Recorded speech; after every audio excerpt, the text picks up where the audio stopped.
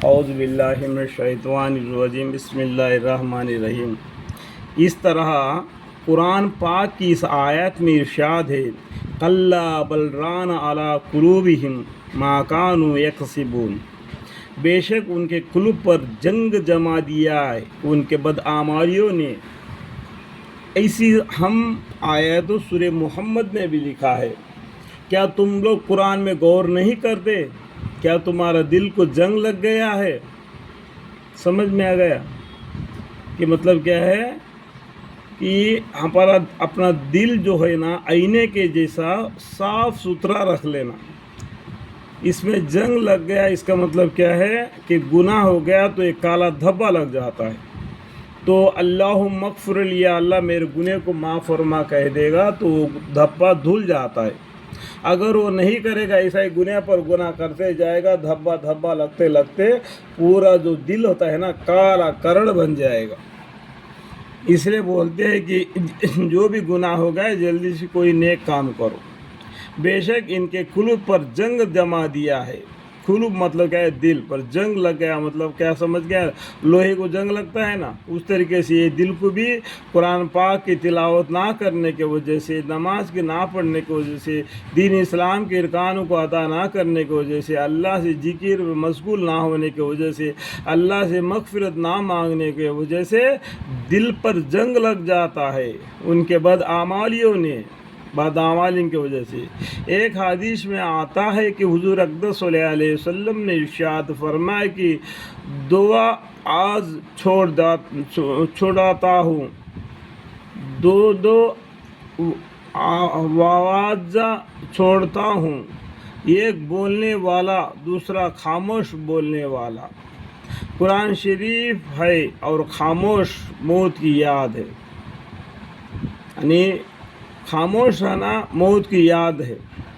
حضور اقدس صلی اللہ علیہ وسلم کا ارشاد سر آنکھوں پر، مگر وہ اجزا تو اس کے لیے ہو جو نصیحت قبول کرے۔ واجزا مطلب کیا ہے؟ دوسروں کو نیک کام کے طرف بلانا، ٹھیک ہے، اس کو بولتے ہیں واجزا۔ نصیحت کو ضرور سمجھے، جو سمجھاتا ہے، جو سمجھنے والا نصیحت کو یہ ضرور سمجھے کہ یہ نماز کے لیے بلا رہے، تمہارا داڑھی پکڑ کے بلا رہے، تمہارا ہاتھ پکڑ کے بلا رہے، تو اس میں اسے کوئی فائدہ ہے ہی نہیں، یہ تمہارے فائدے کے لیے بلا رہے کہ دنیا میں جو کمایا یہاں رہ جائے گا تو آخرت کے لیے کچھ کما لے میرے بڑے بھائی کر کے وہ تمہارا داڑھی پکڑ کے بلا رہا ہے، ٹھیک ہے۔ جہاں سرے سے دن ہی بیکار ہو، ترقی کی راہ میں منع ہو، دنیا کی ترقی تو ہو رہی ہے، آخرت کی ترقی نہیں ہو رہی۔ اور انسان جب مر جاتا ہے تین چیزیں قبرستان تک جاتے ہیں، ایک چیز اس کے ساتھ رہ جاتی ہے، جو نیک اعمال ہو بد اعمال ہو جس نے کیا ہے اس کے ساتھ رہ جاتا ہے، جو دوست قریب رشتہ دار سبھی آدمی مٹی ڈال کے واپس چلے جاتے ہیں، اور اس کا مال جو کمایا ہے وہ واپس آ جاتا ہے، وہ کل میرا میرا کر کے کہہ رہا تھا آج وہ دوسرے کا ہو جاتا ہے۔ سمجھ میں آ گیا کہ اس طریقے سے تین طریقے سے ہو جاتے ہیں کہ ایک ہی ساتھ اس کے جاتا ہے۔ اس لیے دنیا کے کام کرتے رہو، بیوی بچے کر کے اسی میں پڑے مت رہو، کل قیامت کے لیے تمہارے لیے کیا ذخیرہ جمع کر دیا ہے، سونے سے پہلے سوچو۔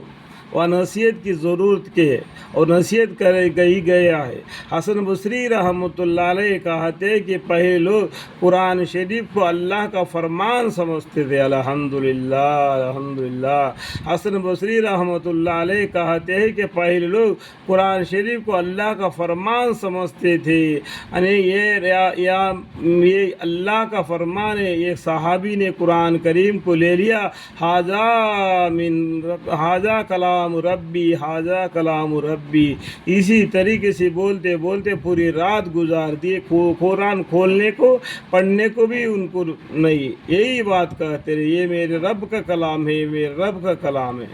ٹھیک ہے، قرآن کے اوپر اتنا غور و فکر رہنا چاہیے، رات بھر اس میں غور تدبر کرتے تھے اور دن کو اس پر عمل کرتے تھے الحمدللہ۔ اور تم لوگ اس کے حرف اور زیر تو بہت درست کرتے ہو، مگر اس کو فرمان شاہی نہیں سمجھتے۔ دیکھو، زیر زبر کو درست کر کے پڑھانا استاد سکھاتا ہے، اور سیکھنے والا بچہ بھی زیر زبر کو مد، چھوٹا مد، بڑا مد، یہ سب کو یاد کرا کے سکھاتے ہیں بچے کو، لیکن اس کا معنی سمجھاتے نہیں، اس کے پر عمل کرنا سمجھاتے نہیں۔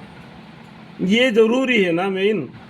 اور زیر زبر تو بہت درست کرتے ہو، مگر اس کو فرمان شاہی نہ سمجھتے۔ مطلب کیا ہے؟ قرآن میں کیا سمجھایا تمہیں، کیا بتایا، عورتوں کے لیے، مردوں کے لیے کیا بتایا، یہ سمجھ کر پڑھنا میں ہے۔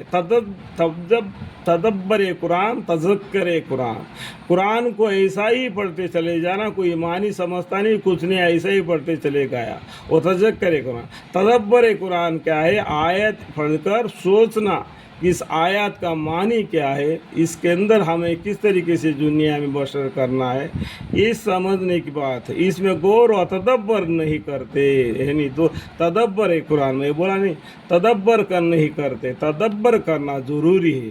قرآن کے آیت کو پڑھ لیے اور اس کا معنی کو سمجھ لیے اور اس کے اوپر کیا عمل کرنا ہے، ہو سکے تو عمل کرنا، نہیں ہو سکتا ہے اللہ معاف فرما، لیکن ایک دوسرے کو فائدہ نہیں کر سکتے تو نقصان بھی نہیں کرنا۔